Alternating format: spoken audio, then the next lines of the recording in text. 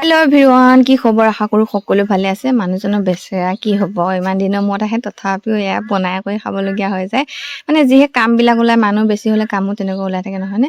সেইটো কাৰণে মানুহজন নিজেই চাহ বনাই খালে। আৰু এইফালে মই ঘৰটো মুচিম বুলি ভাবিছোঁ, সেইটো কাৰণে একদম পূৰা ঝাৰু দি লৈছোঁ আৰু গোটেইকেইটা ৰুম।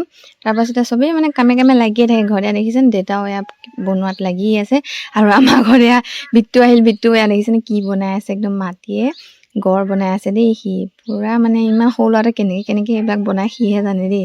মানে দেখিলে আৰু এনেকুৱা লাগে যেন কেনেকৈ পাৰে বনাব। তো সি এয়া বনাই আছে। আৰু এইফালে আমাৰ ধুনু একদম পূৰা মোবাইল চাই আছে। মোবাইল মানে ভাইকে চাই থাকে, সেইটো কাৰণে টাইম পাওঁতে তাইও চাই লৈছে। এইফালে মায়েও কাম কৰিছে আৰু বা ৰৈ আছে বুলি কাম নকৰা নহয় দেই। মানে অলপ পাছত বায়ু ধুনীয়াকৈ কিবা কিবি কাম কৰিব আৰু।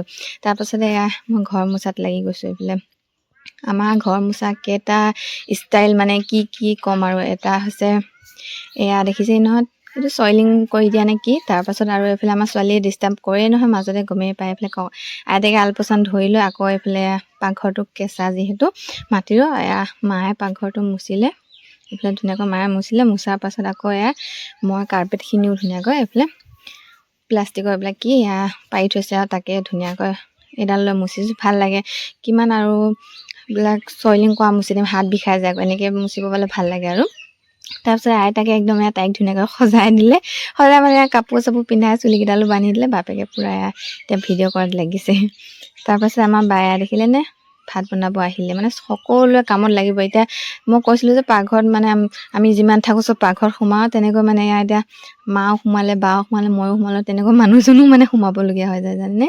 এইফালে ময়ো কাম কৰি আছোঁ, এইফালে আলু সিজাই আছোঁ। আকৌ মায়ে সেইফালে মাংস বনাই আছে। এই আলু সিজাই লৈ বোলো সকলোকে দিওঁ বুলি ধুনীয়াকৈ এয়া গুচাই লৈছোঁ। মানুহজনো পূৰা কামত লাগি আছে। মানুহজনে হেনো মাছৰুম বনাব বোলে।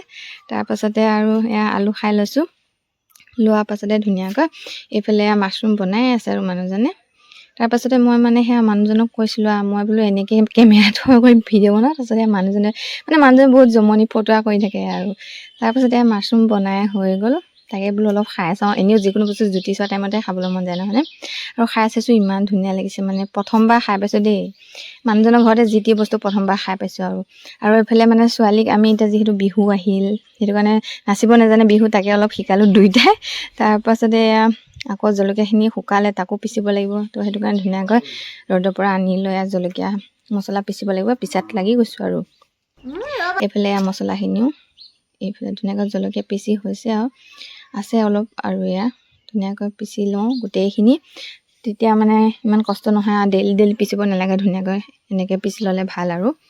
তো এইফালে মই পিচি কৰি লৈ গ'লোঁ। আজি ভিডিঅ'টো ইমানেই আছিল। Bye bye.